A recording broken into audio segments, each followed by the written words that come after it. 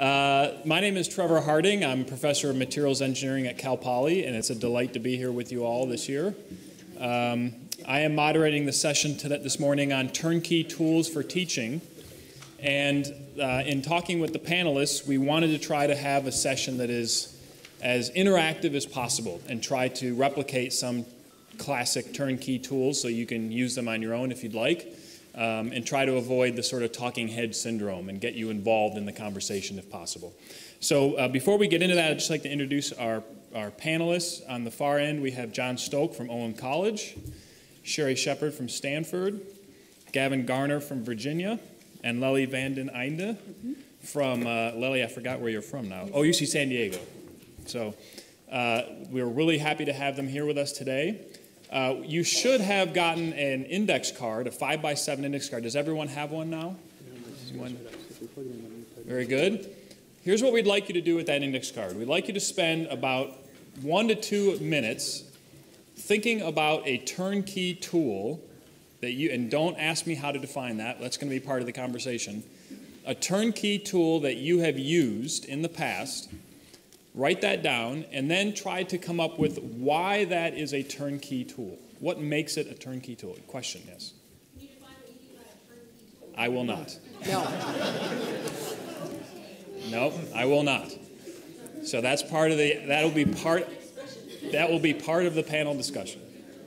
So do that for about 2 minutes, and then we'll go from there.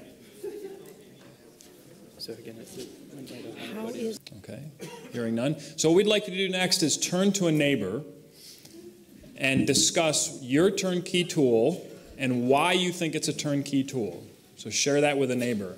And then we're going to ask some people to report back. So be prepared for that.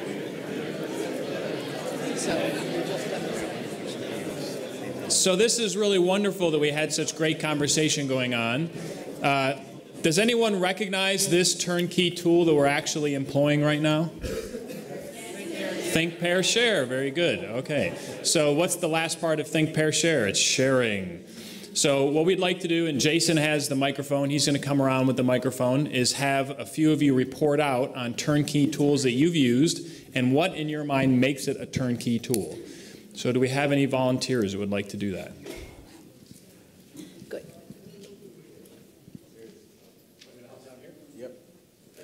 So Jason, we've got one right down here. Okay. John had his hand up. Oh, yeah. Hi. Turnkey tool that we use is called Zoom, and it's a really high-quality video conferencing tool that we use with our students and with our faculty. It means that on the faculty, as you know, we're all quite mobile and for a lot of reasons. It means we can get together and have a meeting no matter where we're located. And we use it for our online students predominantly, but you know, we're in Maryland, and if we have a snow day where classes are canceled, I can just send that class a URL and we can have a meeting anyhow, much to their disappointment. Yeah. So John, can you tell us why you think it's a turnkey tool? Jason, can you hand him back the mic? It's out of the box.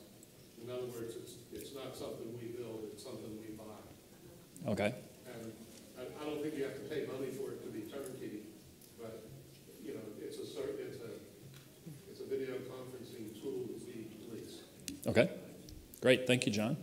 So Jason in the back, there's a hand up. Yeah. You got one over there? Yeah. I think it's on. Okay. So one thing that we use in my design classes are called Go Publics. So when we introduce students to concepts like sustainable thinking, after we have maybe a guest lecturer come in, we leave time in that lecture for the students to meet within their teams and reflect on how they can use what they've just learned and apply it to their projects. And then we do a 2-minute Go Public from each team. So they just go around the circle and present what they've learned. And what's really important about this is it causes them to be metacognitive about what they've learned. How am I going to use this? How am I going to apply this? Many times when we do lectures, the students will listen, but they won't internalize what they've learned. So it's a turnkey in the sense that little preparation, A little effort on my part, low cost, timely, and the benefit in learning is quite high. Great. And could you just introduce yourself real quick? Oh, David Getchell, Northwestern University. Thank you, Dave, very much. Okay, others? Back here. Okay. Hi, this is Arun Srinivas from Texas A&M. The turnkey tool that we use is Camtasia for video recording. It's along with a tablet PC, so that combination works really, really well because you can write, and whatever is on your screen plus your face is captured. And my definition for why something is a turnkey tool was based on something that one of my friends from Google said, which is simple things should be easy, difficult things should be possible. Should be positive? Should be possible. Possible. Possible to do. Possible. So if a tool is that way, then that would be considered a turnkey tool because you have a growth path which is very starting out is very easy and then you can grow. Okay. Yeah. Very good. Thank you. And we have over here. Hello, hey, it's on. My name's Kurt Thurman. I'm from WashU in St. Louis. My full disclosure is I'm friends with the MathWorks and I have their sticker on my car. So MATLAB for me, teaching-wise, is absolutely turnkey, not only in terms of the suite of actual toolboxes, but the user guides themselves. And so quite often those toolbox user guides are written by real experts in the field and are amazing marriages between substantive mathiness and practical usability. And so I really don't have to accumulate a lot of teaching materials. I say, get the PDF, and it's a really great starter. Great. Thank you. Is there another one back here? Yeah. So I want to thank you for that setup because I'm fairly anti-MATLAB. I think it controversy, yeah. I think it's Good great, controversy. I think it's a great tool, but it teaches it implies too many limitations on computing. So I'm going to make a shameless pitch because there's a tool that I've developed that you can download for free. I'm trying to figure out how to commercialize it, but you can download it for free. Can you give me a plug here? Do you have internet access on that thing? I don't. You don't? Because I could show you this right now, but Going to? yeah. Maybe you could just tell her what it's called, and we can Google it. So it's called pithy.io, and so if you go to dan.pithy.io. D-A-N, sorry. Yep, dan.pithy.io. And then you enter just user for the username and pass for the pass. All right, so now anyone can go in and hack the system. Please do. And click on, let's see, what example should we do? Click on Python tutorial. We'll do that together. Where is that? Or Python basics. Right there. There you go, thank you.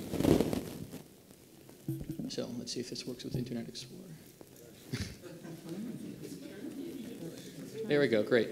So so see, it loads up an example on the right. I just ran it from my computer, and you see it's generating a Rankine cycle in Thermo. We're pulling a thermodynamics table in real time. I can type on the right, sort of in the middle of class, if I need to, or with the student remotely. So all the student has to do is go to a URL. I can say, hi there. You see I'm typing hi there right now. And it's a way of both going through sort of examples in class. Students can do it in real time in class and control what I see on the screen if need be, if they have a laptop. More importantly, students can all see the URL when they leave, and you can collaboratively edit this. So it does a lot of things that MATLAB does, and the interface is certainly inspired by MATLAB, but it's not MATLAB, it's Python. You can go in and edit it and try to run things. If you break it, it shows you an error, and that would show up on my screen. So I use this to debug with students on the fly, both in class and while they're doing their homework sets. They just submit URLs. So anyway, it wasn't turnkey. I made it, now it is. You guys can download and use it, and I'm happy to make you instances if you're interested in using it. And what was your name again? I'm Dan Steingart from Princeton. Dan Steingart. Great. Okay. Others? I'm Chinedu Mokudere from the University of Michigan, and I often use YouTube videos and also this website called How Stuff Works. And I often use that to demonstrate mechanisms and how they operate. So I teach a dynamics course, and many times, even though dynamics involves motion, we solve problems that appear static. So students don't have a good, I guess they can't visualize how a mechanism works, and so I take them to YouTube or take them to How Stuff Works and allow them to see how it really operates before we actually solve the problem. Great. Thank you. Any others? Yes, back there. So I'm John Kamiz from Columbia University. So I'm a big fan of a site called NanoHub, which is it's great for material science and microelectronics related topics. And NanoHub runs a pretty sophisticated back end, which students can then access with dashboards in the front. So if you want to teach a number of concepts like PN diode, BJT, MOSFET, in the past you had a lot of hand calculation, or then you would go to very sophisticated tools. But what NanoHub allows me to do is to assign relatively simple design problems, and they can go after doing the hand calculations and validate using a pretty decent solver in the back end, make plots and test their hypotheses. So, great, thank you. Oh, and why is it turnkey? What? Oh, for the same reason. I didn't have to make it. So somebody like Dan, but Gerhard Klimek and crew at Purdue poured, I don't know, several lifetimes of work into it. So.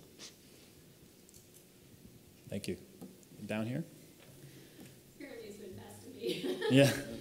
I assume somebody else would say this, and that's the CAPME software. Yep.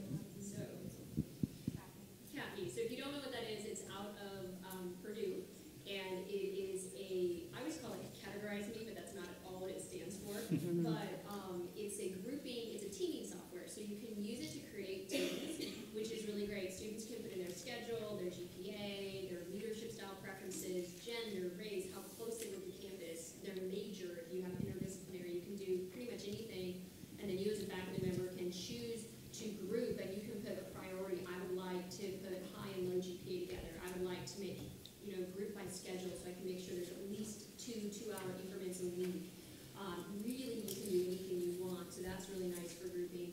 But even if you don't use it for grouping, what I find the most powerful is the assessment component. So if they self-select, you can put them in as groups, and then you can send out midterm where they do evaluations. And the evaluation questions, you can add your own, but the ones that are in there are actually really good, and they actually have where they have to, that's what I'm looking for, they have to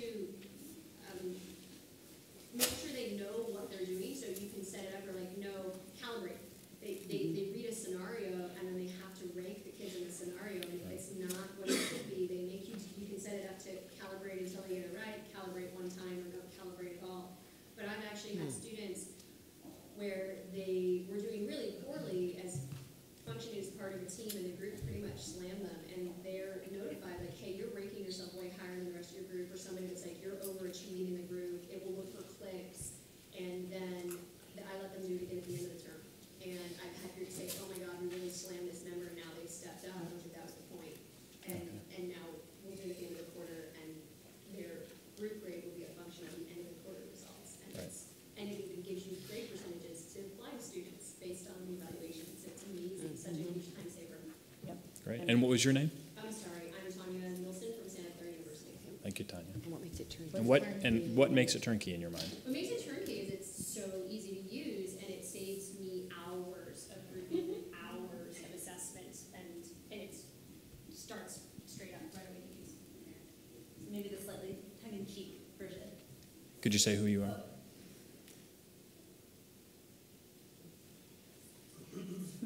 Talk really loudly. It's not a turnkey microphone, apparently. There we go. Anne-Marie Thomas from the University of St. Thomas. I do a lot of design and build classes, so this is sort of tongue-in-cheek, but my turnkey tool is to always have the low-tech backup for how to build anything. I've got the high-tech lasers and I've got the CNCs, but I always have that box of screwdrivers, scissors, duct tape, and cardboard ready to go, and that sounds silly, but it saved me so many times because you know they're gonna work. So when all heck breaks loose, there's the low-key way of doing it, and we go into that mode like seamlessly. So always the low-tech backup for any of these things. When your school loses its Wi-Fi, or the internet's down for a day and a half we had last year, always the low-tech plan so I don't have to panic.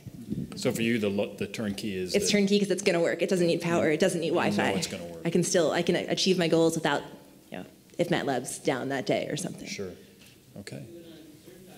Back there. Hi, I'm Sharma Pishpati from Penn State University. In addition to Camtasia, I use for World Campus and online hybrid Adobe Connect. Adobe Connect, which is basically like conferencing. And that tool, I can share my computer, any program that I'm using with all the students online, as well as I can take control of their computer if necessary to help them out how to do things.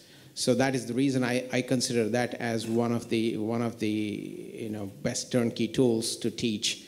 And they can be anywhere in the world, just they have to get the URL and just join and get the benefit of this. Great, thank you. Any others? One more over there.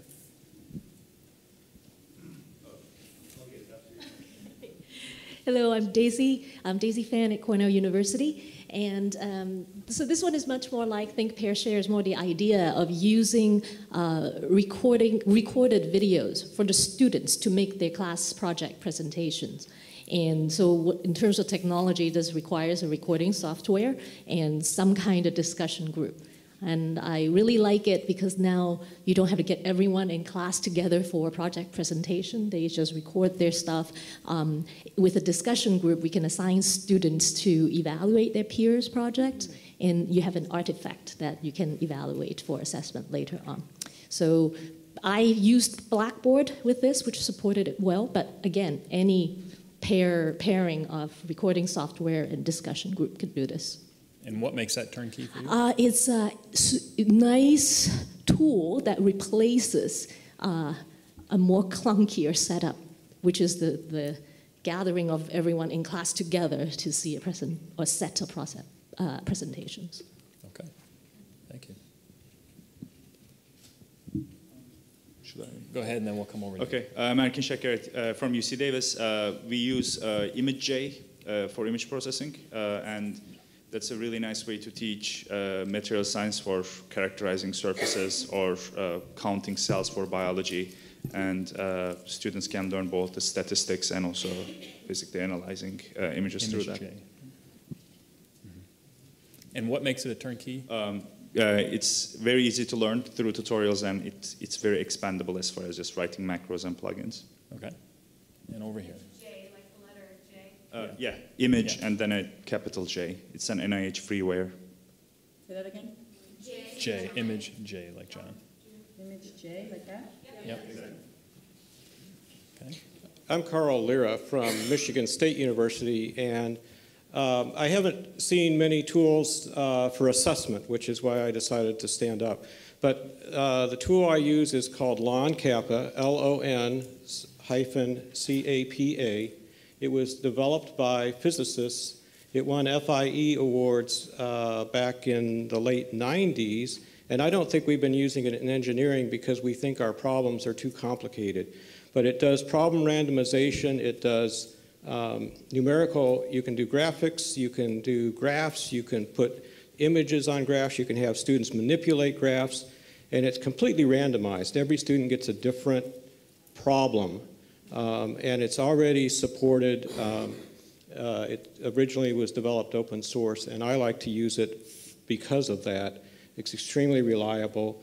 As long as I don't make a mistake in creating the problem, the students don't have problems running them. They also have a discussion forum with every problem that's assigned. Great, thank you. All right, anyone else? So at this point, I'd like to turn over to the panel and just ask you if you have any reaction to what you've heard so far, and specifically, what makes a turnkey tool turnkey?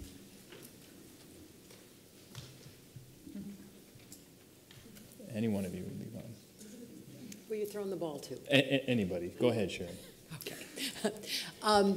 And I actually said that, throwing the ball, because that's actually a turnkey strategy in my teaching, which I'll talk about in a minute. It was great to see how much expertise is in this room, and we'll be collecting the cards because, in fact, there's lots of strategies to be shared among all of you. And one of the things I was doing is starting to pull what are some of the characteristics of turnkey-ness, and Tanya had asked that definition, and yet she had one. She, when she thought about her work, CATME was there. So one seems adaptable. That it's used probably in a variety of ways. So not all of us have to use it exactly in the same way. So it's malleable, adaptable. It comes with some documentation, but there seems to be something like not too much documentation, just kind of the right amount to get you going pretty quickly. Maybe it's been demoed, so you can actually see some examples and you're not having to start from a blank sheet of paper. It's stable and reliable, and so that you you're going to invest some time in it, and it's here today and it's going to be here tomorrow. It saves time and is easy to use, seems like another characteristic. And for many of these, it gives us more insight into our students, that we can see what they're doing and we can help them more easily. So there's probably more to that list, but it was just kind of starting to think about, that it's not just one thing, but it's got a set of qualities to it. So that I don't talk so much, I'm going to throw it to one of my other team. Okay. So, I find for me, turnkey can also get into the world of improv. And, tools that you can pull out quickly when the class isn't going exactly the way that you think it should be going. And in fact, one of you on those minute papers, which is another turnkey kind of strategy, said, what do you do when somebody just gave a talk, a guest lecture, and it was a bomb? I don't know exactly what that means. And you want to recover for the rest of the class. So for me, those turnkey things that you can pull out. And for me, the ball game is something that you've got a group and they're supposed to be talking and they're not talking. So you tell them, you've got the ball, you're starting, you offer what you have to say, and then throw it to somebody else in the group. And I want to make sure that everybody else in the group speaks. So it's a simple, simple strategy. So Trevor needed to get us to talk, so he could have thrown the ball to me, so that then I could throw the ball to Gavin. Thank you. So I think Sherry brought up a very interesting point when we were discussing this yesterday was our textbooks turnkey tools we use. It's pretty much a preset curriculum written by somebody else that we just have all our students use as the structure of a course. And I think a lot of us at the forefronts of education are starting to come up with their own ways of teaching that are a little bit away from the textbook. And a lot of times when you're going through a textbook, you'll skip certain sections that say you don't like, so you can kind of adapt this turnkey tool towards what you're doing. But I think it's interesting, how the textbook companies compete with each other in this day and age. A lot of them are starting to use the internet as resources to kind of augment the textbooks, the traditional textbook, with example problems online, graphics, visualizations. Ed Berger and I worked on a project a couple years ago and trying to bring 3D printers into dynamics as an example. So we'd actually have some of the textbook problems come to life with real models that students can actually manipulate, rather than just trying to visualize how this two-dimensional sketch on in the textbook on a problem actually works. They can actually tangibly hold it and kind of see how things would move before they start jumping into the math involved with the project. So I think that I saw that there was a lot of focus on software in terms of turnkey tools, but I think there's other types of hardware tools, for example, these 3D printers that could revolutionize the way that we offer some of these courses, some of these concepts, when these students can actually just download a file from the internet that kind of is used alongside of the material they're studying. And again, if we can come up with kind of set standards for these files and maybe work with publishers to have them kind of marketed to their websites, then we can come up with kind of set experiments that are kind of coming out of a turnkey kind of setup. Should I get the ball? Yes, you got the ball. So, we had this debate also about what is turnkey to us, and there was a good discussion about it. I think Sherry did it. Sherry, right? did a great job summarizing some of the characteristics that you guys have expressed. For me, I have hardware, technology, shake tables that I use, and I have them test structures on it. But I also have some more educational types of strategies. And my particular affinity group, we're working on clickers and things like that, and we've been talking about how do we get sort of concept inventories. That could be perhaps a turnkey solution where there's a resource or a database of clicker type questions, concept questions that people can go to, because the discussion we've had a lot is how hard it is to flip your classroom and how much time it takes to develop good questions. And so if you have a repository where you can go and try some out and see, that would be very helpful. I have tried to flip my statics class, and I'm doing it right now this quarter, and there have been challenges. And one of them is that I did not have time to pre-record my lectures. And so in order to get them to get some background before coming to class, I do have a textbook, but rather than just reading the textbook, I'm using the online learning initiative from Carnegie Mellon, and they have a statics course that's free. And granted, it doesn't align exactly with what I'm teaching and the way I'm teaching, but I am able to go send them to get a perspective, and it's interactive. And it's been a very useful turnkey tool for me because someone said it saved me time, and it was something that's already existing that I could refer them to. So these are just some examples, of the things I've been using. So. I guess it's my turn to say something. I have to admit that when I got the invitation to be here today, I interpreted turnkey tools in a very different way than I think some people did. So I'm trying to reorient myself this morning. I'll tell you how I interpreted it. When I think turnkey tools, and this is really just a result of how I spend most of my time, most of you are describing some really interesting tools to increase engagement or assess something different, get at some different learning goals, to enhance the interactions in your classroom. When I think about turnkey tools, and the stuff that I develop tends to be more on the design, on the front end of courses. So how do you actually, are there some things that we could develop that might effectively translate educational research, maybe some theory or some empirical data that someone else has found into a design tool for instructors? So something that we could hand anyone, and it would allow you to do something differently during the design phase of a course. So do something different, so shift behaviors, actions, but also kind of plant the seeds for maybe a bigger transformation about what you believe about learning and learners, what you value in learning, and maybe even your identity as an instructor. So that's the kind of stuff that I tend to work on, and it takes the form of well, like little worksheets and activities in a particular domain. Like let's think for a little while about the goals of your course, and maybe try to expand your goals to include things like some of the stuff that you've mentioned, student engagement or some social interactions that might not normally be a part of the course, or communication that might not normally be a part of the course. Or let's think about student motivation and designing intrinsic motivation in class, and think about what tools might enable instructors to include intrinsic motivation in the design of their course, and then measure it at the end of the course, so kind of understand student motivation. So I have to admit that I kind of interpreted this in a little bit different way, but I might just throw that out there and say, do you have anything that's more on the design end of the course that helps you or has kind of sparked some really interesting ideas in how you create or develop a new course? So I'm kind of interested in I don't know if we're going to at some point go back to the audience, but I'm interested to hear what other people have found that's useful on the design side of things. Yeah, why don't we open it back up to the audience and see if anybody has a question?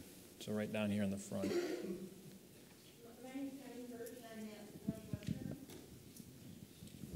Hi, Penny Hirsch from Northwestern. We have been creating 2 repositories that are online. One is open to anyone who would want it, that has kind of a bunch of toolkit ideas and lessons that other people have used that have to do with integrating writing or other kinds of communication into their courses. And that can be found at www.newwrite.northwestern.edu. Has a search box, but it also has a community. So there's a design and think it's design, engineering and design, or science and engineering. I can't remember the current name, but there's a community section, and if you go into there, it's just a bunch of resources that faculty have shared. It's not a resource that's vetted. Nobody has gone through these and has decided that some tools are better than others. They're just what faculty are willing to share. And then in our freshman design course, Design Thinking and Communication, we're in the process of putting together some resources that have more to do with design. This started with design and communication, but the tools on New Right all have more to do with communication. And we're trying to add more turnkey toolkit ideas to something we will be making public, and I'd be glad to share that when we have it ready. Okay, great. Thank you very much. Any other questions or thoughts for the panel to think about?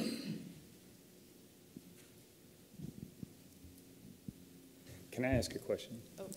No, John, you may not. No, of course you may. I am very interested in knowing, hearing about things that you've tried, and it could be some of the stuff that you've mentioned already, that have not just enabled you to do something maybe more easily in a course, but have really kind of started a bigger transformation in how you think about your course or yourself or your students. Like, have you tried some things that maybe initially seemed like, oh, this is an easy thing to do, but over time kind of planted the seeds for some real kind of change in your mindset, perhaps? I don't know if that's fair game. Is that too tangential no, I don't think to so. what we're talking about? Like like over time, kind of blow your mind. So you end up in a very different place as a result of using this tool. Looks like back there. So I'll go back to your first question. That was this one, and I guess it's somewhat related. Could you introduce yourself? Oh, sorry. I'm Lisa Huang from Stanford University. I'm in chemical engineering. We have a fantastic Center for Teaching and Learning on campus, and we have great folks who come and help all of us develop our teaching. And one of the ideas, when I was speaking with the director recently, thinking about designing a class, and there's a subset of us who started talking about how do we design a senior experience through 4 classes that are related. And when you think to the front end of how do you design a course, what are some of the ways that we should think about it rather than thinking about a list of concepts to think about? She suggested, think about the students you enjoy writing a recommendation letter for, the ones who are fantastic, and what are, we don't focus on they did great in fluids or they did great in heat and mass transfer. Think it's skills that they have, capacities that they have, and how would you actually build in practice and training for that throughout your course. Things like being able to make connections with previous material and synthesize material and think critically, all these things. So, because I think all of us, when we're in survival mode and designing a course, you just start going through a book and thinking about concepts, but rather than a skill set to build out. And so that's been really interesting. And so I don't know how easy that is in terms of turnkey, because I'm just now thinking about it. And within the subset of us, we're trying to think about, overhauling some of the courses. But I think that's been a new way for me to think about designing a course from the start. And it sounds like it's turnkey, at least to the extent that you can engage in a process initially without, an enormous amount of energy and time on the before you feel like you can even start, right? It is turnkey in that, because all of us have written so many recommendation letters as well, that we have a great prior experience, and we all know how some of the skills that we love to write about that are easy to just glow about a student, and to start there and to make it a turnkey experience of redesigning your course. Yeah, that's cool. Beth, I think there's somebody behind you. Sorry, I'm speaking again. David Getchell, Northwestern University. I was talking with Larry McIntyre when we were doing the Think, Pair, Share, and one thing that I've done in my user-centered product design class is I've introduced formative assessment of my own pedagogy. And what I do with that is when I introduce a new activity, typically I have a 3-hour-long class, and so you can't lecture for 3 hours. You wouldn't want to lecture for 3 hours, so it's very studio-based but hands-on. I did an activity of benchmarking where I had a fishbowl experience. Half the class was outside the fishbowl, half the class was in. I bought about 30 different vegetable peelers, every one that Amazon sells, and Sur La Table and Williams-Sonoma. And I brought about $120 worth of vegetables, fruit, and everything like that. And I had them do user observation, and this was my own brainchild. I had no idea if it was going to go well, so immediately after class, I disseminated a survey, and I did a SWOT analysis on the activity. And when I got the student reviews at the end of the quarter, many of the students ranked me high because I'd actually asked for formative assessment of my own pedagogy. So I've continued to do that. I do it probably twice a quarter on different activities that I have questions about. So just something to share. Great, thank you very much. And down front here, Tanya has something. So Tanya Nielsen, Santa Clara University, and I've had the privilege recently of working with a lot of humanities folks regarding pedagogy and around the department, or around the university. And kind of building on what Lisa said with course development, you know, backwards design, and it was always, okay, what cognitive skills do I want? What are the learning outcomes? Since I've designed my course, but we were talking about in a 10-week course, I'm in the quarter system, you also have the opportunity to build one effective domain habit. And determining what habit I want my students, and really thinking about, too, what does it truly mean to learn something, not in the lower levels of cognitive, but to truly learn. And when I start looking at what does it mean to learn something, so what activities do my students have to do either in class or out of class, and then what habit do I want them to form, which is different if they're first year versus senior. That completely changed the type of assignments and in-class activities I was giving, so I could reinforce the building of, I get one, you know, how important is it? And it was phenomenally transformative for me. Go humanities, people. So the students would identify a habit that they want to work on, or you as a I was instructor identifying, like for first-year students, I wanted them to value the importance of neat and organized submittals, you know, and that, you know, that they have one thing, when they're not there, the only thing that reflects who they are as a person is their submitted work. And so to value that, you know, versus critical thinking skills in the junior and senior. And I want that all the time, but at some point, you know, I only get one habit. So what am I going to try to develop? It was really powerful for me. It's great. Great, thank you. I have a very strange perspective. The most turnkey thing for me is I find being a student is what we forget. So I constantly go to my colleagues' classes in different fields, go on the other side of the campus. And I sit through the class and see, especially education people have a wonderful way of doing it. And not feeling what the students feel has been my guilty part of education. It's hard to be on their seats. And I think that's very turnkey. Especially those who are very special and inspirational. I go and I sit in their class and take notes. Thank you. I apologize again, but I have to share this idea because I just love it. At Northwestern, they've been bringing in some speakers who have been sharing turnkey toolkit ideas that relate to diversity and inclusiveness. And one that I've been using in some classes that I just really love is to discuss some guidelines for discussion. And I've been hearing a lot of people here talk about wanting to get their students to feel freer to discuss and be more engaged. And this is why I think this trick is so useful. So you pass out some guidelines for discussion, and there are many that are already online. And then involve the students in asking them to think about what would make them feel comfortable in class, what would make them feel good about sharing opinions, what do they not like when they have discussions, do they want to have student starters for discussion, or how do they feel? My students this quarter, it's a very shy group, said that they don't really like speaking out loud in a group, but they don't mind it if they talk to someone first in a pair. So I've been using that pair and share idea more this time than I usually do. Last quarter, it was a very loud, talkative group, so they came up with different ideas. But I think that we forget to give them maybe time to feel more comfortable as a group. And what I found is that using these guidelines for discussion, and then later in the quarter coming back and asking them, are we following our own guidelines for discussion? They say a lot about respecting other people, you know, and we get to talk about what if you say something foolish, or what if somebody says something that's insulting? Should you say something? Should you not? How should you say it? And I'm finding that these work really well. Great, thank you. There's a hand up back there, Jason.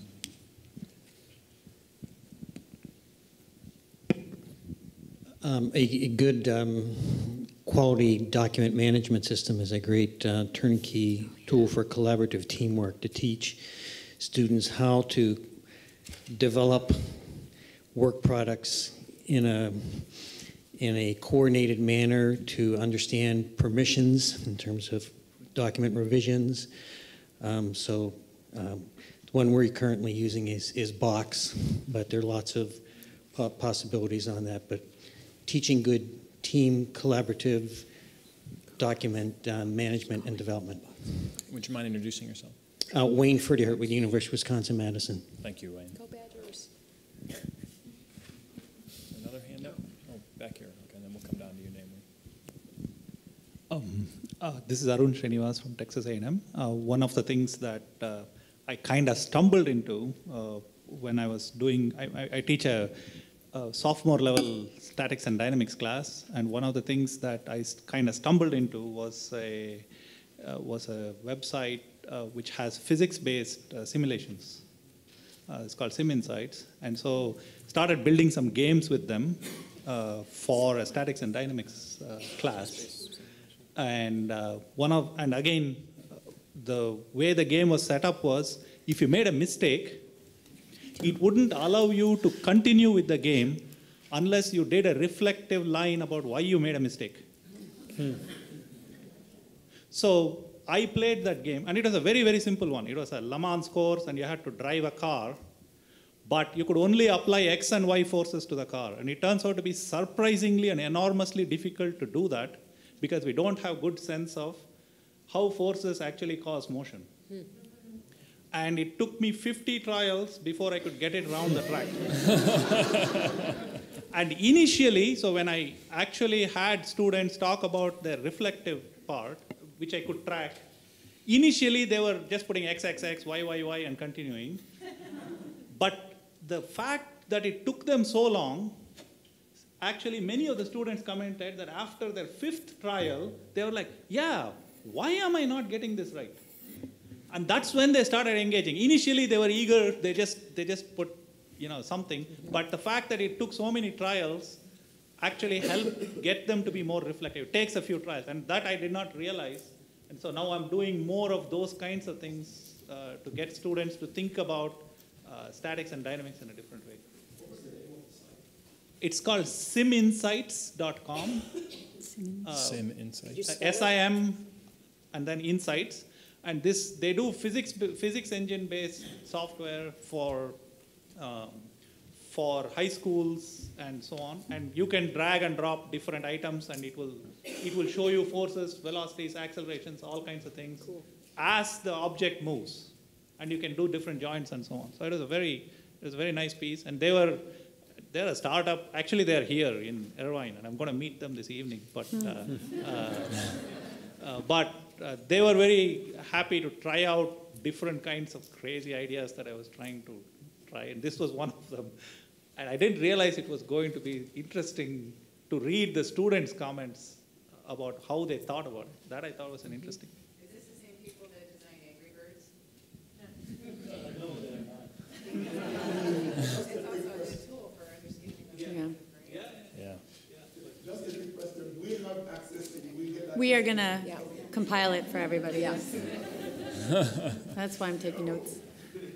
Cool. So I'm Naomi Chester. I'm also at the University of Wisconsin, and I was going to follow on to something that Wayne shared. So in our biomedical engineering curriculum, we're now using electronic laboratory notebooks. So this is a new tool that we're using. So we have design throughout the curriculum, and every semester in the past, they've had a new design notebook for every new design project. And as part of our assessment of learning, the faculty advisor has to go through the notebook to see what kind of entries they're making and how their drawings are looking, and do they have notes for every team meeting and all that kind of stuff. And while we're grading them, the students don't have them. So with electronic laboratory notebooks, actually we can assess them whenever we want, and we can take as long as we want, and we're not hampering them with their ability to make new entries. Also, it's much easier for students to share with one another. It keeps track of every revision that they make. It timestamps changes. And it's just a really interesting tool that we're just starting to see the benefits of. One of the things that I'm really looking forward to doing later, not as part of teaching design, is going back to the notebooks and maybe using them as a research tool to study engineering learning development, maybe identity development, as they start to say, you know, the engineer, and starting to say we, or whatever things we're looking for to look at identity development or value development and things like that. So I'm really excited about the idea of electronic laboratory notebooks as transformational in not only teaching but also studying the process of learning. Does the tool you have a name? Oh yeah, so we're using Lab Archives, and in fact our university just entered into a contract with Lab Archives, so I'm starting to use it for my research group as well. So now my research trainees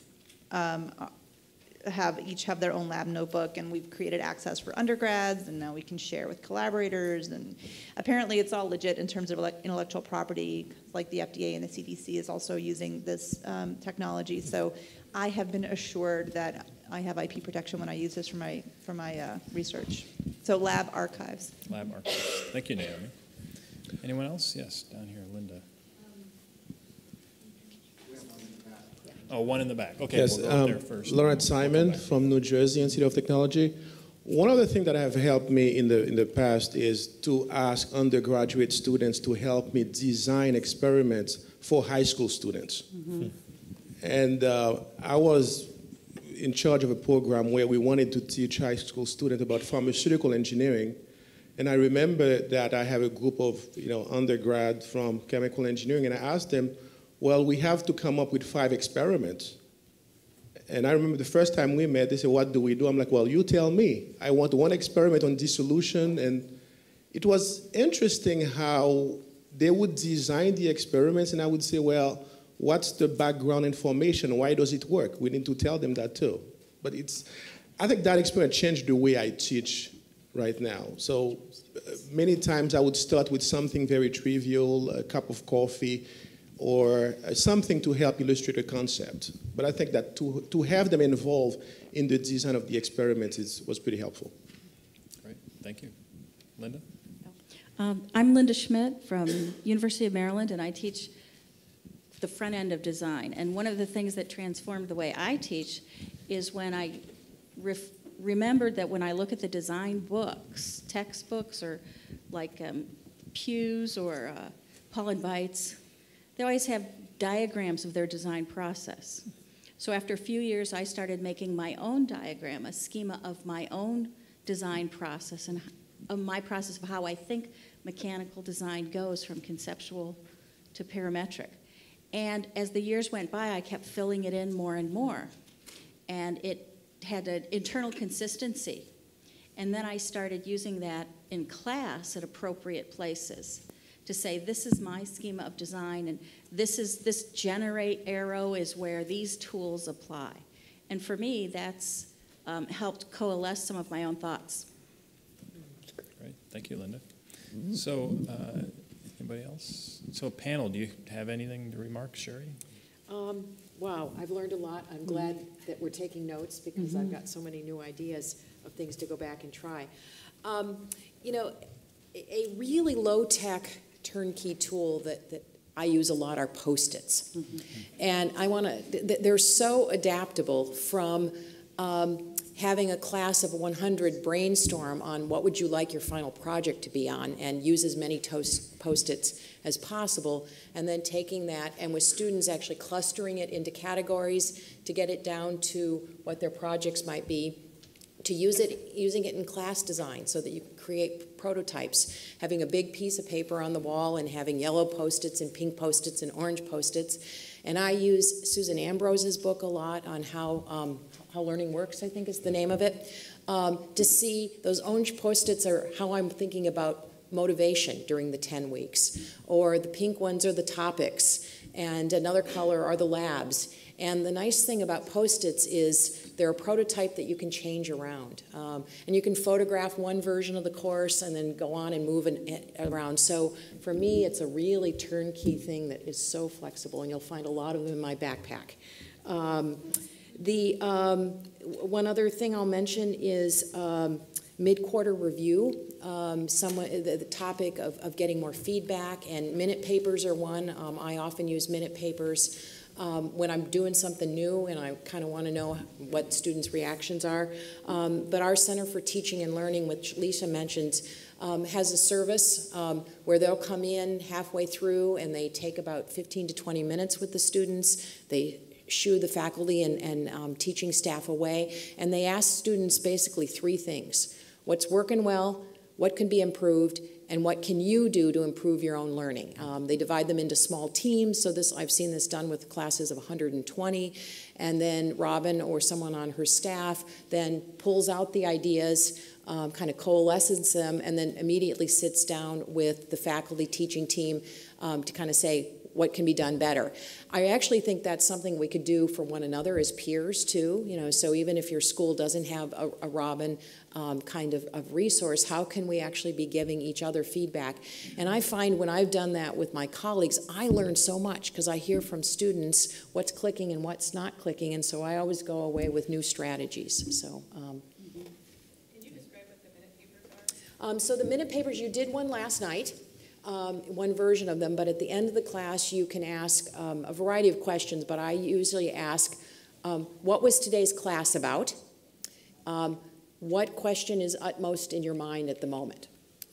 Now the first one is letting me know, did they kind of get it? Can they put the title on it? But it's also them to pause and say, okay, I was involved in this class for the last 50 minutes. How would I describe it? And then the second one kind of flags you on what's in their heads. And, sometimes it's, why isn't there a vending machine in the back of the room? I mean, sometimes it's really silly stuff. Sometimes it's pretty serious, like, am I going to be called up for Iraq duty? Because you find out that there are a lot of other things. Sometimes is what's going to be on the midterm. And then the next, and even if there are 100 of them, you can pretty quickly sort through them, kind of what are the topics. And then the next class period, you take just a couple of minutes to say, here's what I heard. And here's what actions I can take, like here's what's going to be on the midterm. And other things are beyond my control, but it lets them know, as Dave was saying, that you've heard them in some way in closing the loop. So particularly at the beginning of the class, I do it to kind of calibrate myself and them. And it comes from Pat Cross out of UC Berkeley as a strategy. I do something very similar for in-course feedback and for the teaming evaluations leading up to the CAPME. I'm glad you mentioned that. I use that at the end of projects, but I ask my students who are working on project teams during their project to do what are called I like, I wish cards. So it's a single note card. On the front you write I like, and on the back you write I wish, and you make comments. And I follow that with a strategies card. So for the I wish things, and for the I like things, what are the strategies that you as a team are going to employ to continue doing the things that you like and to address the things that you wish were happening that are not? And I do the same for my own classroom environment, so I ask them to fill out I like, I wish cards. And an important thing I find in course feedback is to ask students to identify, for the things they wish were happening in the course, are they things that need to change this semester, or are they things that I need to keep in mind for the next time I run the course? And asking them to separate the two into, really, we need to change this right now. And that tends to be things that you oftentimes can change, like give us a video in addition to the reading, or that's actually what happened last week in my class. Or this is a 3-hour block of time here. Are we allowed to go get coffee during class? There's things like that, versus, wow, this project just doesn't work at all. You need to rethink how you approach it, or the goals of this project don't work out. So kind of having them take charge of identifying what needs to happen now and what needs to happen later, I think is can be very empowering for some students. I also wanted to pick up on the Post-it note theme. I think we oftentimes put a lot of pressure on ourselves as instructors to come up with a perfect activity idea or perfect assignment or perfect project idea. I decided years ago that students are much better equipped at identifying the things that will be intrinsically motivating or interesting or fun for them.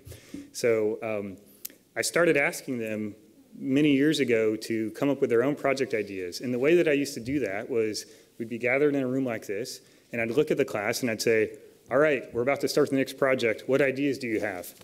And then sit back. And then a few brave people would kind of raise their hand and say, I kind of am interested in biomaterials. Maybe we could do a project on that. And I'd get maybe for a class of 20 students, I'd get 10 or 12 ideas. Eventually, I caught on and learned from my design friends that there are better ways to go about this. So what I do now is I ask them all to grab a stack of Post-it notes, individually think for 5 minutes about what they personally are excited about, write it down, and then bring it to the board and stick it on the board and start creating affinity groupings of these Post-its. And then we form teams in a facilitated way. We went from 10 to 12 ideas for projects to typically 80 to 100 ideas coming from a group of 20 students. And it takes about an hour to facilitate the formation of teams. But then they feel like they've got something that they care about oftentimes. So, yeah. Whether we got Kevin anything to add? Oh, did you want to? All right, well, I'll actually go back and try to answer John's original question was if there are things that have really just transformed it, just game changers, things that have totally blown up because they've hit something big. And as I mentioned in my first kind of soliloquy about 3D printers, I think this is really a tangible hardware tool that has the capability of really changing how we try to teach a lot of the engineering concepts to our students. Because engineering in most of our disciplines is about making some sort of final product or process. And so this really does let us kind of bring the classroom to life in terms of a very easy way. You just basically turn the key just like you do on a paper printer, hit print. You don't have to worry about how the print drivers work on your computer to actually work out how the ink's going to get onto the paper. The same is true out of these inexpensive now plastic 3D printers, to the point where at this point every single one of your universities has probably half a dozen or more of these tucked away either in research labs or out in the open where everybody can use them. And so it's just one example of a way I've used these. I started this in a first-year design course, and one of the goals of this course is to get the students kind of to understand what engineering is all about. And they're going to study a lot of mathematics over the next 4 years, and I kind of wanted to put that into context. So why are we studying math? It's not just because it's hard, and it's not just because it makes you kind of tough mentally if you get 3 or 4 years of it, even though a lot of industries kind of treat our undergraduate degrees like that. They're like, all right, you guys are smart, you got through 4 years of tough stuff, you didn't really learn any of the useful stuff we need you to know for this job, so we're going to retrain you, but we know that you can adapt and learn from this. Anyways, so this was based on a kind of static strength of materials type problem, and a lot of high schools, a lot of engineering schools play the old game where they give the students a bunch of popsicle sticks and glue or spaghetti noodles and masking tape and tell them to build some sort of bridge that can hold as much weight as possible. And it's fun because they get motivated, and I think motivation is one of the keys to teaching. If you're just motivating the students by grades, you're missing out on a lot more excitement and enthusiasm and learning potential. So the motivation there is there's the peer pressure. They want to outdo their friends. They want to hold more weight than everybody else. So the way I was using 3D printers is we could make these actual bridges out of the plastic, but more importantly, I also taught them how to do finite element analysis within SolidWorks. So they were actually running simulations on their bridges beforehand. And then part of their grade was not just how much weight they were able to hold relative to their peers, but also where they predicted it was going to break and at what weight they predicted it was going to break. And the neat thing was that finite element tools have gotten so streamlined that even a first-year student can use them very easily, even if they don't understand exactly how it works behind the scenes. And they certainly haven't taken the statics type analysis, traditional analytical ways to analyze these things. The other interesting thing is because the 3D printers can make any shape that you want, you don't necessarily have to analyze it as if it were simple trusses. And one of the reasons we use truss structures is not only because they're lightweight, but it's because they're very easy to analyze and because they're very easy to manufacture, just extrude an I-beam. So we've got printers now that can make any shapes we want in 3 dimensions. We've got finite element tools that can analyze any shape in 3 dimensions. And so this started out as a first-year design project. At this point, there are at least a half a dozen professors at my university that have kind of mimicked this, and they all kind of get together and have a much larger competition at this point. But there's an aha moment for the students, I think, when they're designing this stuff, when they actually realize that, broke within like 5 or 10% of where they predicted it was going to break and where they predicted. They're like, that's why I need to study so much math. That's why I'm, doing engineering. It's not really just about doing the math for the sake of math. It's using it to predict how things are going to react before we take the time and money to make them in real life. And again, these 3D printers are universal, and the reason why they're so interesting is they can make any shapes. The higher-end Stratasys machines have a dissolvable support material, which means geometry just doesn't matter, and that's the first time ever in kind of our civilization where it doesn't matter how complicated the part is, it's all the same to the printer. So you print a ship inside of a bottle, or you can print a ship right next to a bottle, and it doesn't matter to the printer, it's all the same. These are tools that I think are going to kind of have the potential to revolutionize the way we teach a lot of our engineering courses. And I'm already starting to work with education professors to get these into the K through 12 curricula as well, because then once you come up with one kind of experiment, like say this Cantilever Bridge project, you can upload the files to the internet, and then anybody can download them with a 3D printer. In the same way that you do that with paper documents, like somebody comes up with a good lab experiment with a procedure, put it on the internet, anybody can download it and give it to their students. The same is going to be true with real life three-dimensional material parts. Have you done any assessment of students' views on math and science pre and post? Do they really say, wow, this is why I have to learn math? Or they go, why do I have to learn it? The software does it. I have that fear. I love Right. Well, but that begs the question, what's the point of engineering? Is it the process or is it the end result? And I argue it's the end result. I mean, I don't know how to use a slide rule. My grandfather was an engineer. He's great with the slide rule, but I can use a calculator and come up with the same result. So. But it sounds like you're also engaging them in the process of thinking through, and the prediction word I think is a great one. This is something that I do in as much as I can in every class that I teach, and I do project-based courses. But if students are about to run an experiment, I guess I would call this a turnkey tool. Ask them, what do you expect this is going to show and why? Before they do it, draw the graph. What's your data going to look like? And then tell me why you think that. It's basically, we call it playing the movie in your head. And I asked them to do this at the beginning of their project. What experiments are you going to run, and what do you think it's going to give you? What are you going to be able to say at the end of it? And then right before they sit down on the mechanical testing or the thermal analyzer or the microscope to look at a microstructure, I ask, what do you think you're going to see? And why do you think that? And that's kind of engaging in that process. And I think it's scary as can be to a lot of students to try to guess what they're going to get before they actually sit down on the machine, but really kind of primes them for playing things through before they start. I just want to reiterate, because we do a lot of these design challenges as well. And first of all, they get motivated to beat each other out, so that's a huge component of it. And I also do a lot of things where I'm trying to demonstrate the importance of theory, and that modeling is not just a black box. You have to understand what's coming out of it, and then how does that relate to experimentation. So in a couple of my classes, it's really all about, don't just go straight to the, with freshmen, you want them to learn the finite elements, and so they don't know the theory yet, but then you're showing them that there's a theory behind it. But in my class, I want them not to just go straight there. I want them to actually do some hand calculations, and then when something spits out, is that a reasonable result? Where could things go wrong? And then they actually test. And then where could something go wrong in the experiment, so that they're starting to think like this. And we're using tools like 3D printers as well, and small-scale shake tables and things like that. So. One of the things that struck me, too, about turnkey is the documentation. So, we can all have our own little tricks in how we do things. And I love somebody brought out that word trick. But turnkey means it also is communicatable, if that's a word, to other people. So I love when Gavin was talking about a community now forming around these cantilever bridges so that they can share documentation, probably share ideas. So for me, it puts out there, where are all of us, and how are we sharing our ideas? And are we publishing in ASEE? How do we find out about the cool stuff so it can become turnkey? Yeah. So I just want to pose a question to the panel. Do you see any limitations to turnkey tools that you've used, and what might those be, or that you've discussed so far? I'll talk. So I'm experimenting with edX and Qualtrics. Both Qualtrics, with most of my classes, I'll do a survey at the beginning of the class to get to know something about the students and their backgrounds in the material. And I've also found that tool is actually adaptable for online instruction, actually showing a little YouTube video, but you can only kind of ask multiple choice questions. And so right now there's no way to grade a free body diagram, so have somebody upload a free body diagram or draw it line. So sometimes the technology is great, but it makes you kind of ask stilted questions. Yeah. Still. Hi, one quick comment with regard to the bridge problems.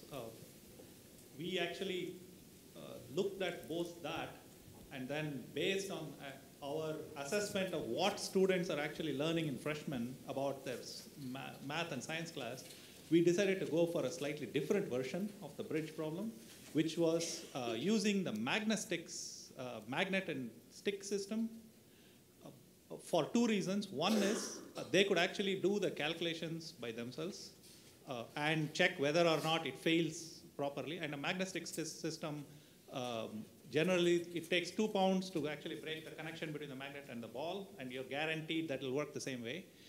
So that it's a physical system and not a virtual system. And then I heard a lot about the idea of us being, of using math and science for prediction. But one of the most important things that we are called upon to do as engineers now is diagnostics.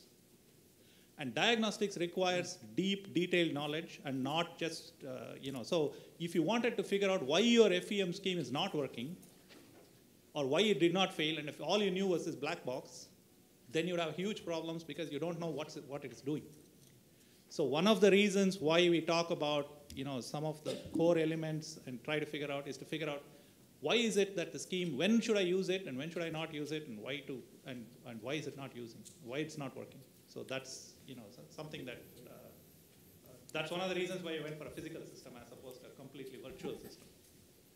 Agreed. And just to follow up with that, I think that was really the aha moment that I was going for with the students. It wasn't necessarily to say finite element is that's all you have to do. It's a black box. You don't have to actually take stacks and strength materials anymore. However, I think there is some arguments that in industry, that's kind of what they're moving towards. It depends on how complicated the shapes are. I mean, there's certain shapes that you can only analyze with finite elements analysis. If it's just magnets and sticks, then that's something you can easily use traditional statics equations on. But it's really the aha moment is to get the motivation for these first-year students where, okay, this is why I'm going to spend so much time studying the mathematics. This is why the mathematics is going to be important. It's not so much just to do it to be difficult. It's because I'm able to make amazing things once I master it. Yes.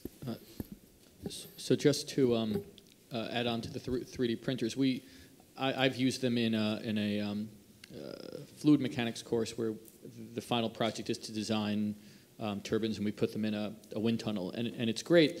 The problem with 3D printers, at least in 2014, is that they're sort of slow and yield is okay, but you can make these beautiful shapes. For a faster tool, I think for freshmen, a laser cutter is truly indispensable because within a single lab period, you can really iterate. So I guess the one thing that's hard to do with a 3D printer is iterate enough physically. So you have to spend a lot of time in SolidWorks or SketchUp going through the design, but you have relatively few physical models. There are limitations to a laser cutter, but those limitations can be flipped as ways of thinking about design for manufacturing, as well as thinking about projections. So you can use the limitations of a process. 3D printer is almost too good in the sense that you can realize any shape. Whereas with the laser cutter, you have to think about the constraints, and it teaches some design principles inherently.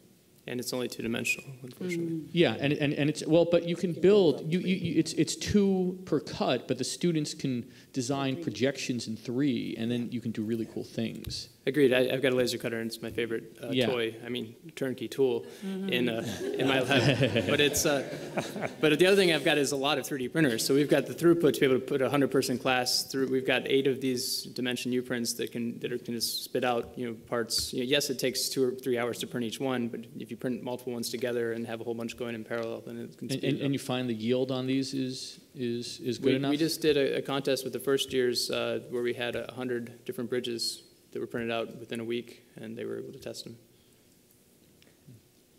Okay. So what we'd like to do now, because we're almost at the end of our time, and I do have some announcements I need to make about the rest of your afternoon, is have you take that index card and flip it over or find an empty space on it. Trevor, can I make one quick comment? Oh, sure, go ahead. And it's going to what you asked us about limitations right now. Sure. I think my frustration is that there's things I want to do in the classroom, whether it be team evaluations or putting people in teams, and I'm just not aware with what's out there. So I feel like the limitation is access to some of these turnkey tools and knowing what can make our life easier. Because I feel like we as academics reinvent the wheel and instead of building on what's already existing and improving it. So that's a limitation. Great, thank you. So you take your index card and just take a moment to think about one thing that you learned that most interested you from this discussion this morning, and write that onto the back of that index card. The thing that most interested you, the thing you learned that struck you as the most interesting at today's discussion.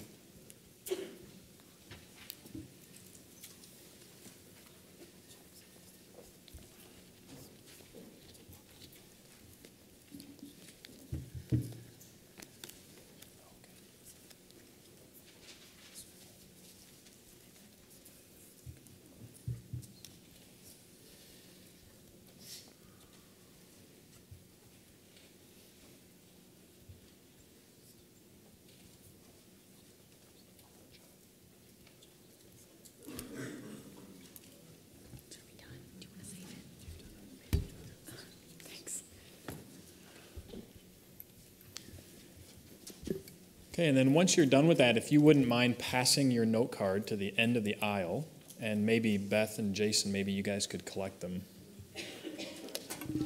Yes. I feel like I have to give balance to the mechanical engineers here. Show the other side. You're talking about the 3D printers. The transformational thing in electrical engineering has been student-owned devices. The MIDAC, National Instruments MIDAC analog discovery boards, where students can do... You guys, she's speaking right now. Just a second. But the thing in electrical engineering that has been transformational has been these student-owned devices where at the price of a textbook, they can turn their computer into an oscilloscope, a function generator, a spectrum analyzer, and it's just so cool. And they can do experiments anywhere. So they can be at home in their dorm rooms or whatever. They can be in the classroom doing experiments. And it's something that is really sweeping through electrical engineering departments to have these students own these devices. Did you add that to your card? I did. Okay, perfect. I just wanted to show balance to the mechanical engineers with their 3D And the printers. Arduino and the digital and analog discovery kit is also... Exactly, analog discovery kit. Thank you. So pass your cards in, and then what we'll attempt to do is capture what you've put on those cards, and we promise we'll keep them anonymous. So if you